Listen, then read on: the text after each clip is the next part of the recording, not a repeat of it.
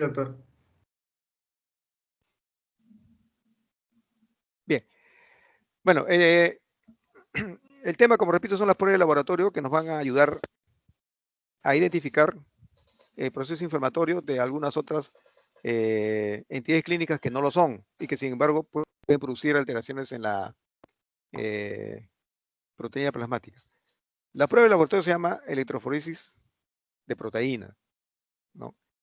Ya ustedes saben, las proteínas son producidas por una diversidad de órganos, ¿no? Las inmunoglobulinas, por ejemplo, ¿no? Producidas por los linfocitos. Hay hormonas que también van a producir algunas proteínas, pero lo que acá a nosotros nos interesa es aquellas proteínas sintetizadas por el hígado, ¿no? Y que entran a la circulación. Es importante recordar esto porque muchas de estas proteínas reactantes de fase agudo o bien son filtradas por el riñón o bien son metabolizadas en diferentes órganos o tejidos, ¿no? La electroforesis nos permite precisamente evidenciar las variaciones en la concentración de estas proteínas, ¿no? Para definir alguna alteración de tipo orgánico, inmunológica, renal, hepática, tipo gastrointestinal. Es importante recordar que estas pruebas de laboratorio relacionadas con la electroforesis de proteínas ha sustituido a la interpretación de determinadas entidades clínicas a partir del estudio de proteínas totales, que se dividen en albúmina y en globulina, que la relación albúmina-globulina oscila entre 1.5 o alrededor de un valor central, ¿no? Entonces, este concepto ya necesita ser complementado. Si bien es cierto, es necesario hacer un estudio de proteínas totales y la relación albúmina-globulina sigue siendo válida, pero hay que complementarlas con el estudio de la electroforesis. Me disculpe un ratito, estoy recibiendo una llamada telefónica, voy a responder rápidamente. Ok, doctor. Aló, Carmen, ¿puedes llamarme dentro de una hora? Sí, gracias.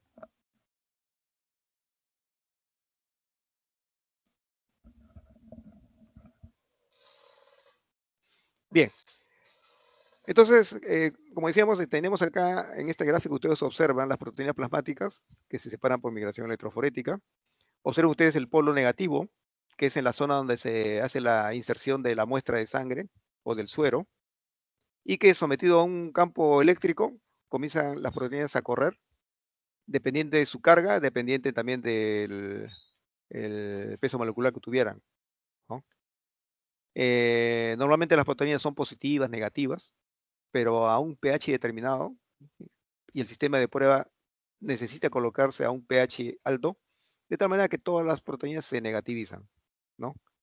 Y el corrido es, como ustedes observan, del polo negativo hacia el polo positivo, ¿no? La albúmina, con ser la de mayor concentración, observen cómo es la que más rápido avanza hacia el polo positivo, ¿no? Bien, y aquí tenemos el corrido. Observen ustedes, es una superficie de acetato, ¿no? En donde observen ustedes aquí la concentración de los diferentes componentes, ¿no? De las proteínas. Acá tenemos la que corresponde a la albúmina, aquí está el polo positivo y este es el polo negativo. Por ese caso el corrido es del negativo a positivo. Entonces tenemos la albúmina, que corre más velozmente, ¿no? Tenemos la alfa 1, alfa 2, beta 1, beta 2 y tenemos la gamma globulina, ¿no? Este es el que ustedes normalmente van a observar cuando el laboratorio les reporte algún informe acerca de la electroforesis de proteína. Hay equipos automatizados que también lo reportan bajo esta manera, ¿no? Y es importante eso, a partir de ahí hacer la interpretación correspondiente. Pero primero tenemos que tener nociones básicas. Observen ustedes, la velocidad de migración de una partícula cargada en un campo eléctrico dependerá proporcionalmente de la magnitud de carga y de la intensidad del campo e inversamente al cuadrado del radio del tamaño de la partícula. Bueno, es solamente concepto teórico que es importante por cultura general saber, ¿no? Esta es la concentración de albúminas y globulinas. Observen que la albúmina tiene 55% del total de proteínas, ¿ya? La globulina sería distribuida 4% para el alfa 1, alfa 2 8%, beta 12%, gamma 16%, y adicionalmente estoy poniendo acá filinógeno 5%. Observen, esto está en porcentaje, Recordemos siempre que estos porcentajes pueden variar por diferentes condiciones clínicas. Entonces no hay que confiarse. Hay que traducirlo siempre a valores absolutos. Para esto tenemos que valernos de que el valor absoluto de la proteína total es de 6 a 8 gramos por ciento, ¿ya? O por decilitro. Entonces saquen el 55% entre el rango de 6 a 8, esa es la cantidad de albúmina que hay. Porque puede suceder de que la albúmina esté disminuida, desnutrición el paciente, ¿no? Pero también puede estar sobrehidratado. Entonces no está desnutrido, sino que está diluido. Lo que nos puede ayudar entonces es convertirlo estos valores porcentuales que nos reporte el laboratorio a valores absolutos, ¿no? Recordar esto siempre, ¿eh? A la hora de hacer la interpretación. Bien. Entonces la albúmina es el 55% total, es una proteína pura, responsable principal de la presión oncótica plasmática, es el transportador universal, transporta ácidos grasos libres, hormonas, bilirrubina no conjugada, medicamentos, ¿no? En donde los lleva al hígado para su metabolización y convertirlo en sustancias inocuas. Cuando hay una enfermedad hepática severa o hay una enfermedad, hay daño glomerular, de nutrición tipo Kwashiorkor, disminuye la albúmina, disminuye la presión oncótica, por lo tanto hay edema. Eso es importante, ¿ya? Los ejemplos de alfa-1 globulina, alfa-1 antitripsina, HDL, son importantes considerarlos acá. Alfa-2 globulina, aptoglobina, ceruloplasmina, reactante de fase agudo, ya lo hemos mencionado. Transportadores de esteroideo, como son las beta-globulinas. Transferrina, transcobaladina, LDL, estos son reactantes de fase agudo negativo, recordemos siempre. O sea, disminuyen cuando hay un proceso inflamatorio. Ya, recordar, disminuye en términos absolutos y en términos relativos, ¿ah? Los marcadores inflamatorios que ya hemos repasado, el PCR se usa como marcador de inflamación, medir los valores de PCR puede servir para determinar el progreso de una enfermedad o la enfermedad o la efectividad del tratamiento. Las infecciones virales tienden a dar un nivel más bajo de PCR comparado con las infecciones bacterianas, ¿no? Sus niveles se deben incrementar en episodios agudos coronarios, mal pronóstico, cuando están muy elevados, tanto a corto como a largo plazo. Su valor normal es menor a 10 miligramos por litro. Por litro, miren la unidad de medida, 10 miligramos por litro. Revisando acá algunos proteogramas patológicos, observen ustedes acá, esta es una reacción inflamatoria aguda, ¿ya? Miren, aquí tenemos la albúmina, aquí tenemos las gamma globulinas. En el intermedio, la alfa-1 globulina, alfa-2 globulina y las beta globulinas. Observen cómo acá hay un incremento de la alfa-2 globulina, ¿ya? Lo que nos está hablando de un proceso inflamatorio agudo, de inicio, temprano. Bien. Acá tenemos un proceso crónico. Pero en este caso, observen bien el proceso crónico característico. Disminuye la albúmina, aumenta las globulinas. Ya se están formando ya los anticuerpos, ¿no? Hay un discreto incremento de la alfa-2 globulina, ¿ya? En relación a la gamma globulina, hay que decir que describe una curva policlonal, o sea, no es con un vértice muy agudo, sino es una base muy ancha, ¿no? O sea, son anticuerpos de diferente tipo. Y esto lo va a diferenciar de los monoclonales para otra patología relacionada con el mieloma múltiple.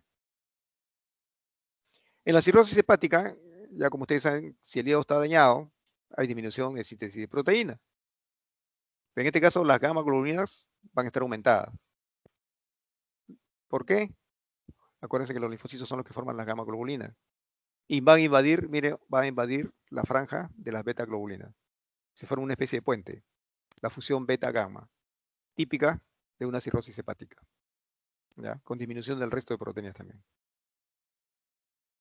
Mieloma múltiple, observen la presencia de una paraproteína, no debería estar esta proteína, paraproteína M, ¿no? Que precede a la banda gamma. En el síndrome nefrótico, ya ustedes saben, hay pérdida de proteínas, ¿no? Gran disminución, ¿no? En todo caso, el colesterol comienza a aumentarse, es probable que la lipoproteína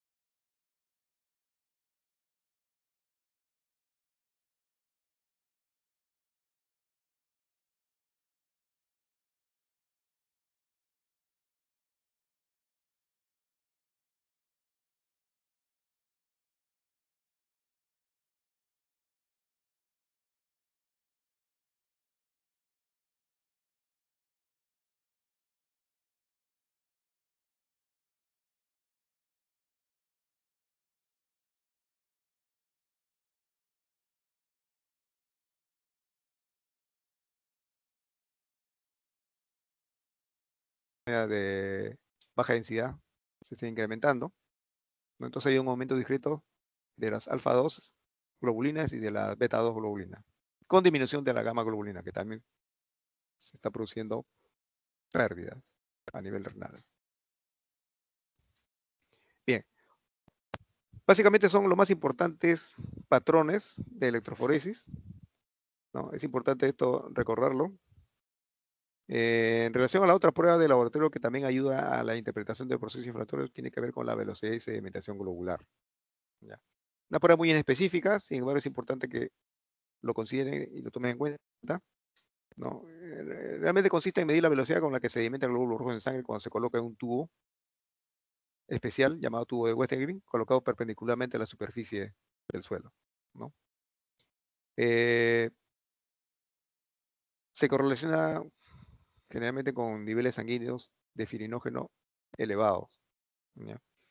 Y que tiene relación con procesos inflamatorios, infecciosos o neoplásicos. Sus valores son ampliamente variables, ¿no? Hay multifactores que pueden alterarnos. Por ejemplo, pacientes anémicos tienen velocidad de sedimentación acelerada. ¿Por qué? Lo que sucede es lo siguiente. Cuando uno coloca un tubo especial para que se sedimenten los glóbulos rojos, entra a tallar la fuerza de gravedad. Pero también hay fuerzas que contrarrestan esa fuerza de gravedad, ¿no? Es el llamado potencial Z. Lo que sucede es que el potencial Z no son sino cargas negativas que predominan en cada glóbulo rojo y que los mantienen alejados unos de otros. Entonces, cuando comienzan a precipitarse los glóbulos rojos, pueden chocar entre sí, pero como tienen carga negativa, rebotan. Y eso, imagínense, los millones de glóbulos rojos que están sedimentándose, comienzan a rebotar y retardan. No impide, pero sí retarda la velocidad de sedimentación producto de la fuerza de gravedad. Entonces, aquí sucede lo siguiente. Es un paciente anémico que no tiene 4,5 millones de glóbulos rojos por milímetro cúbico, sino 2 millones o 2,5 millones. ¿Van a chocar entre sí los glóbulos rojos? Es improbable, ¿no es cierto? Lo más probable es que la fuerza de gravedad esté actuando únicamente ahí. Por lo tanto, se acelera la velocidad de sedimentación, en este caso, el paciente anémico. Lo mismo sucede con las pacientes gestantes, pero no por anemia. Lo que pasa es que las gestantes comienzan a retener líquido en intravascular. Y ahí es donde se produce el fenómeno hemodilucional. ¿Ya? Entonces, este fenómeno hemodilucional es lo mismo como si fuera un paciente anémico. ¿Ya? Están dispersos los glóbulos rojos, por lo tanto, difícilmente van a chocar entre sí. Y más está actuando la fuerza de gravedad. Entonces, recordar estas dos condiciones que pueden influir en un resultado de la velocidad de sedimentación globular, ¿no? Paciente gestante, paciente anémico. Paciente sobrehidratado, también puede pasar lo mismo. Si está sobrehidratado, obviamente hay una hemodilución ahí, ¿no? Entonces, es importante recordar siempre estos conceptos, recordar siempre que la prueba de laboratorio es una prueba eminentemente física, depende de la fuerza de gravedad, no depende de otra cosa, ¿no? Los valores normales en varones de 0 a 15 milímetros por hora, ¿no? En mayores de 50 es de 0 a 20. En mujeres es de 0 a 20 milímetros a la hora, o para mayores de 50 años de 0 a 30. En niños, alrededor de 0 a 10 milímetros a la primera hora. En recién nacidos, obviamente que es difícil también extraer una buena cantidad de sangre para esos pacientitos, es alrededor de 0 a 2 milímetros en la primera hora. Es importante recordar en qué condiciones va a estar acelerado la velocidad de sedimentación, proceso inflamatorio agudo, sea infecciones, o sea una nox externa, o una artritis reumatoidea, procesos autoinmunes, procesos crónicos, vasculitis, artrosis, también están aceleradas la velocidad de sedimentación. Acuérdense que en los procesos específicos pulmonares, pacientes tuberculosos, la velocidad de sedimentación es uno de los criterios para valorar la evolución favorable del paciente, ¿no? Conforme se va la velocidad de sedimentación acercándose a los valores normales, en estos pacientes, se considera que el paciente está evolucionando favorablemente, ¿no? Bien.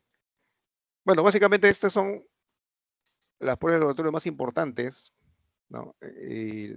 Relacionado con el tema que nos convocó hoy día. ¿Alguna pregunta, alguna duda?